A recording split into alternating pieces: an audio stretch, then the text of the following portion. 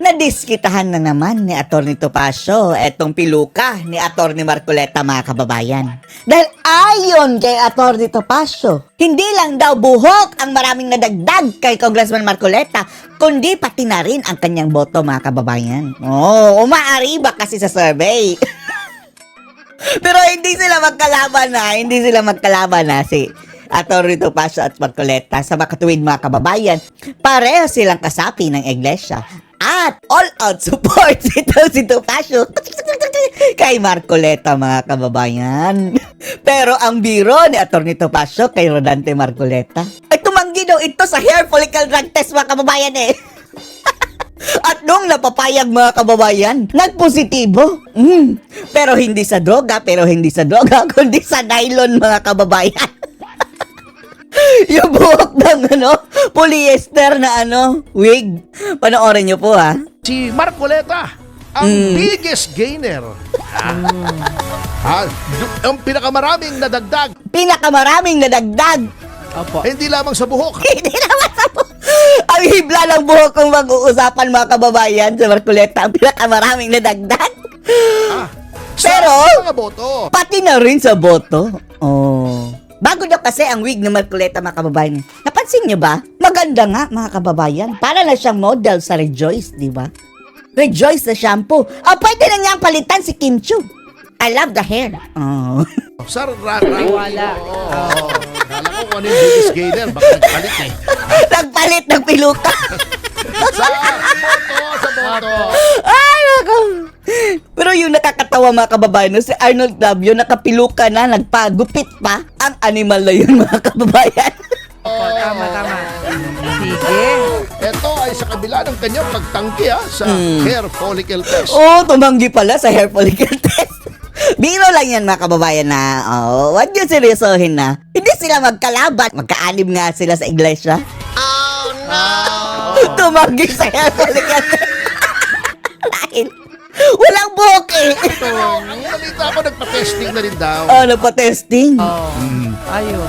Ang analysis ay positive. Ha? Positive? Positive na sa nagpa-check. polyester. Polyester. Yung component ng wig, mga kababayan. Sa nylon. Sa nylon. Ungas talaga itong taong ito, no? Ungas talaga, no?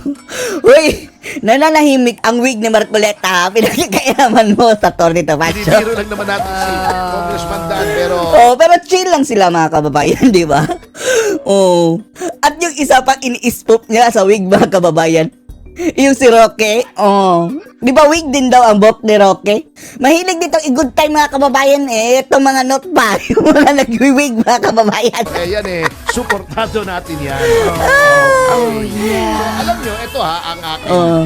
Wig kaya din ito? Mukhang totoo, mga kababayan, ang kanyang buhok. Para sa akin, hindi dahil sa administrasyon mananalo yung mga sinasabing alyansa. Kaya nga, dahil ang kinuha ng administrasyon, mga kababayan eh, yun lang talagang mayroong name recall. Kasi ang kinuha ng alyansa, ang Timano. Anti-mano. Di ba? Ito. Kahit hindi pa mangampanya, mga kababayan, kagaya ni Alan Peter Cayetano dati, di ba? Hindi man nangampanya yun ng gabi, ng todo-todo. Nanalo pa rin. Sinalito Lapid. Dahil yung mga ugok na mga botante, mga kababayan, na wala nang ma-shade. Ay, sino kilala natin dito? Kung wala na kayong kilala, i-blanco nyo na lang. Kaysa magpili kayo dyan ng mga Pacquiao, Lito Lapid. Talagang ang Bagoong administrasyon ay Pilipinas. malakas ang hatak. Sabay pa tayo, no? Yes. Hindi batak, ha? Hindi batak. Ano, sino yung sinasabing lulong na Amy Marcos, mga kababayan, sa Malacanang? Hatak! Sabay Batak! naman, ha? Malinaw yung Tagalog eh. Uy, may masasaktan yan sa batak-batak mo ng Topacio. Hindi batak. Hindi malakas ang batak. Hatak. Sama-sama tayong babatak muli. Sana yung mga oposisyon wala sa number 1. Nagsilaglagan nga. At bakit dumidistansya yung kandidato ng Bagoong Pilipinas kay Ngagba, mga kababayan, lately? Number 4 nang biglang tumaas. Nagmula lang nung Paano ang sambayanan number 18 sa balota? illegal na dinakip si Pangulong Duterte. Bakit may sympathy, di ba? At kung malakas ang hatak ng administrasyon, Kung malakas ang bata. bakit, di ba, inendorso nila si Opo. Senator Pangilinan? Oh, di ba mga kababayan, ang mga ungas? Di ba ang sabi nila, hindi kagaya ng Team Suka, ang Team Alyansa Bagoong Pilipinas Ngagba ay kumpleto. O ngayon mga kababayan, lumayas ang dalawa, 10 na lang sila. Ang ginawa ng mga animal mga kababayan is indirectly nakipag-alyansa sa mga dilawan. Inampo nila matching at sipagpag mga kababayan. Oo. Pero hindi pa muna nila parang secret deal mga kababayan. Secret candidate ng mga animal. Suportahan nila eh. Si Bam Aquino, indirectly. Ang mga anti-Marcos na mga animal, Aquino kalaban niya na Marcos dati. Inampon ng Makoy. Si Kiko, kasama doon sa grupo na gustong hukayin si Marcos Sr. Ayun, inampon. Si Jesus Kompleto na sila sa Malacanang mga kababayan para ng zoo doon. Mga animal. May buhaya na, may palaka, may mga ahas.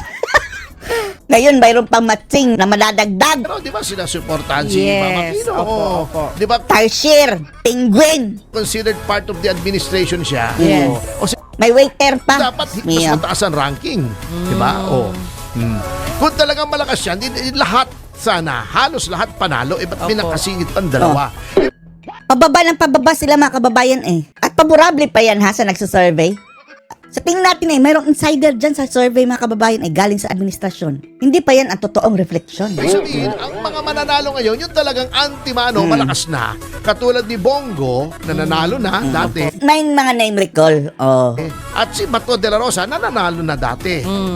Lahat Yan si Bongo at si Bato mga kababayan, number 1 at 2 yan.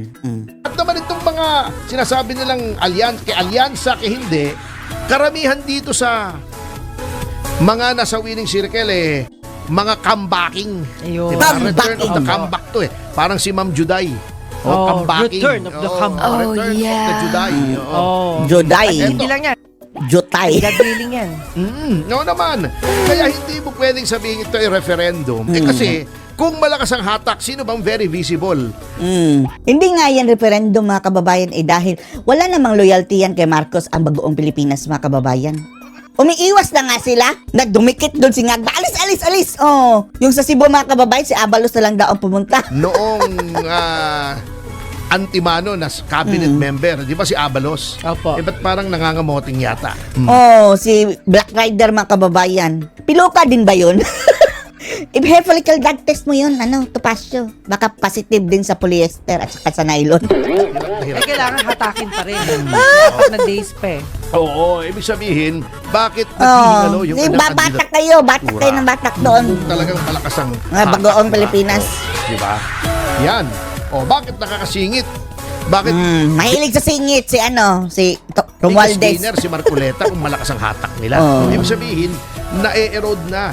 Kaya lang talaga ang advantages ng Uy mga kababayan, huwag niyong iboto yan si Tulfo Erwin. Dahil anong sabi niya kay Sara? Gabundok na daw ang ebidensya sa fund misuse. Animal na yan. incumbency ay yung makinarya. Opo. Kasi aminin nyo o hindi, nagagamit ang mga resources ng gobyerno. Kaya nga, although mga kababayan, maraming gumagawa niyan na mga dating Pangulo, current Pangulo. Pero ito ang worst mga kababayan dahil bilyon-bilyon pa ang gamit na ayuda. Parang namili pa ng boto mga kababayan sa pamamagitan ng ayuda.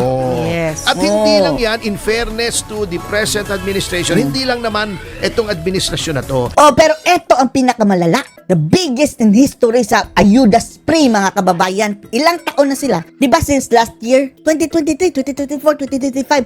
Bilyon ang budget sa ayuda para magpabango ang mga mabantot na mga Marcos mga kababayan Lahat at naman ng Romualdez team. administrasyon, Right. admit it or not, kung sino man naka-poder, ginagamit talaga. Ginagamit.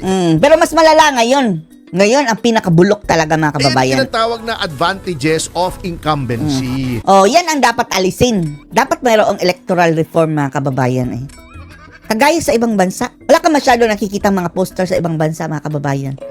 Pero on lang common poster area, lahat andun na mga itsura nila. Pantay-pantay ang mga mukha. Ginagamit talaga. Double right. Halimbawa, pupunta si Pangulong Marcos ipoproklama sila.